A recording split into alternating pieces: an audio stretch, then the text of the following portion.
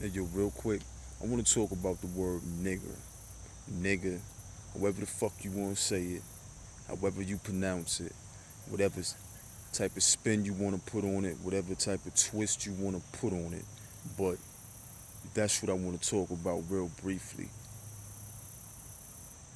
Black people, so called black people, melanin rich people, stop getting fucking butt hurt every time you hear that word. Stop taking ownership to that word.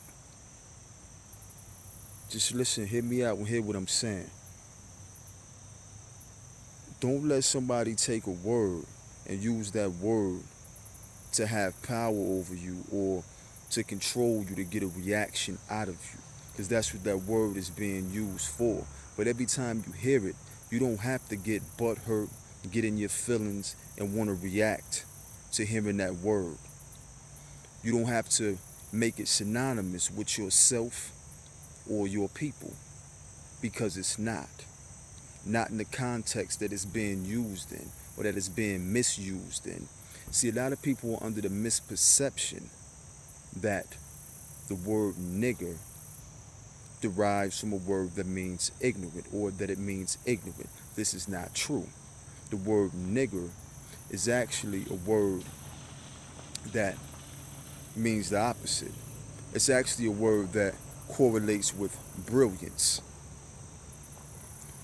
with divinity, godship, but not with ignorance. See, it's a play off the word Niger or Niger, which there were groups of people who came from that West African region during the enslavement or whatever it is that you want to call it. These people who came from that region, they were known for their brilliance.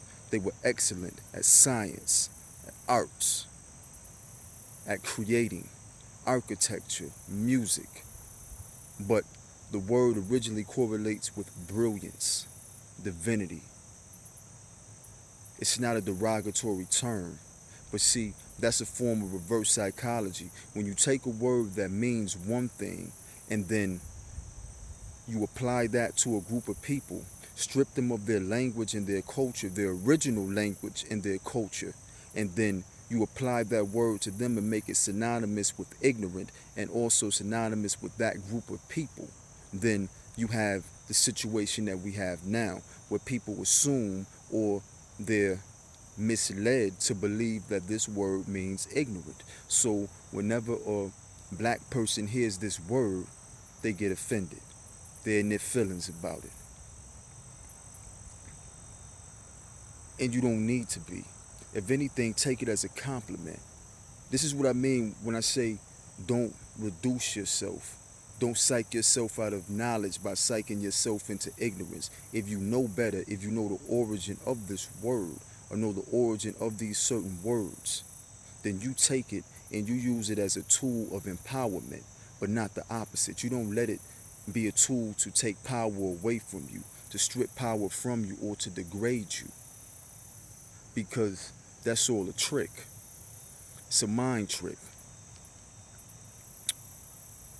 You have to be smarter than that. You have to think more critically than that. Now, why this word out of all words? Why is this word held on to? Why is this word used to be made synonymous in a negative way with a certain group of people? But that's not the true origin of that word. That's the mind fuck within itself. You want to take somebody's greatness and make it synonymous with the lack of greatness. Something that's synonymous with a higher intelligence or a higher form of knowing, and flip it around and give it the opposite definition and say that it means to be ignorant, to not know anything. This is foolishness. You don't let your oppressors define your reality for you.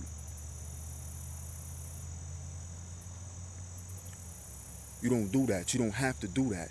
You don't give them ownership over that word to solely be able to dictate what that word means. So much so that you don't even want to use the word, or that you push for people to stop using that word because of what it means and the history that's associated with it. Don't get psyched out of that. See, these are power words. And as long as you associate it with something that's disempowering or something that takes power away from you, you'll never be able to maximize the power that's associated with these different words. Because people often say words have power. They do. This is why the mind trick has been applied to have you thinking the opposite of that particular word. You could even go further back to the NGR and Kemet. This is where you get the word king, emperor, ninja, Niger, Niger, Nigeria, Nigger, Naga, Niggers, and a whole plethora of words associated with that NGR or that derived from that NGR, and they all associate with brilliance, with divinity, but not with ignorance. See, that's something that was later associated with that. Study etymology, learn the language of the birds, and you'll see the fallacy in these words. Now, again, you have a lot of people pushing, saying, stop using this word, stop using this word. What they're telling you to do is to give your power to your oppressor, to give them control over your reality and what something means in your reality. If someone could take something as a tool and take it as a tool to take power away from you, see, it's not the tool that's good or bad. It's the intent or the way the tool is used. So you can take that same tool and reverse it and use it to do the opposite. See, this is also why this certain group of people is so anti or against reverse racism.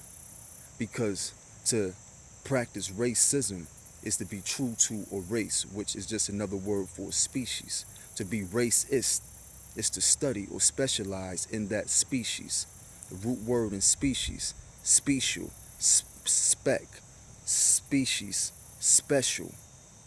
You're dealing with sight, appearance, how something looks. This is what makes a species, or what makes it special, the uniqueness of it, the unique design of that specific thing. So a lot of this is a play on words, and they're insulting your intelligence by using these words and having you think that these words mean something other than what they are. But don't fall for that. Don't get caught up in shit like that.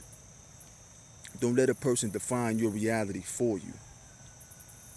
Don't let someone take something that has power or that's powerful from your original culture, appropriate it into their oppressive culture, and use it as something that strips power away from you. Almost to the point where it scares you away from that particular word or that particular tool that is a device to enhance or maximize or to tap into the power that you have. And that's just one example of a word. And now it's almost to the point where the word is used so loosely, it's become a slang term, or some people will say it's a term of endearment. Well, for black folks, to call black folks that, I could see that, because a lot of you have come from the West African region, the Niger River region, Nigeria. A lot of you come from that area. A lot of your ancestry is tied to those lands. So, of course, it will become something that will be flipped naturally and turned into a term of endearment or greeting. That's you reclaiming your power and taking your words back, taking your culture back and appropriating it the way that it should be. But that's just an example. Now, there's a lot of other words, a lot of other terms that are used to do the same thing. This is why it's important to study the origin of these words so you don't get caught up in that. But to think that you have to subject yourself to someone else's perception of something and allow yourself to be defined by that perception, that's foolishness.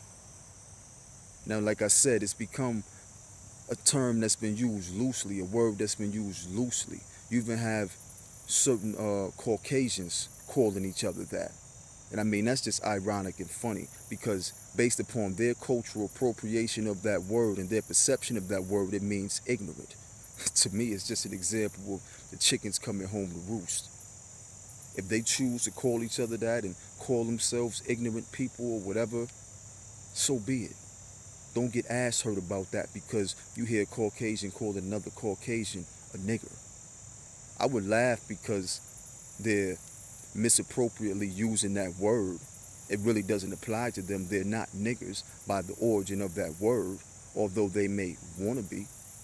But this is just a lost child trying to identify with a parent that it's never found, or a parent that is not aware of the fact that this is their parent. So it's just a connection that they're trying to make, something that they want to be, something that they want to relate to or connect with. So just laugh, but don't take offense to it. And to stop a lot of people using it in a derogatory sense, education is